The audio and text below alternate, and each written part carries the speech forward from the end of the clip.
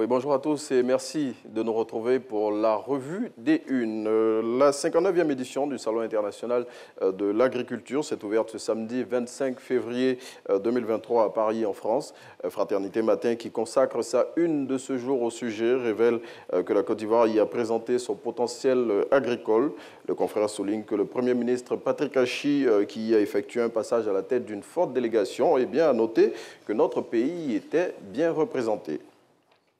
On reste avec Fraternité Matin, qui revient sur la 24e édition de la Nuit des Ébonies, soirée au cours de laquelle Raphaël Tano de Nord-Sud a été sacré meilleur journaliste de Côte d'Ivoire pour l'année 2022.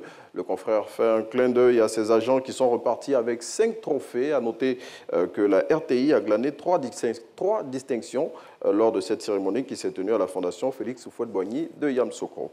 Et puis, dernier sujet qui nous intéresse à la première page de Fratmat de ce jour, c'est le Hadj 2023, dont le montant de la participation est maintenu à 2 millions de francs CFA pour le contingent ivoirien qui peut à nouveau participer au pèlerinage à la Mecque après 2 ans d'absence en raison du Covid-19. À noter que ce sont 10 000 places qui ont été attribuées à la Côte d'Ivoire.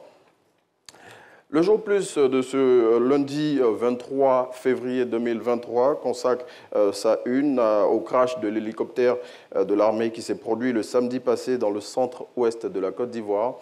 L'appareil avait à son bord plusieurs passagers, dont la ministre d'État Kandia Camara, le président de l'Assemblée nationale Adama Bictogo, le ministre ivoirien du budget du portefeuille de l'État Moussa Sanogo et la vice-présidente du Sénat ivoirien.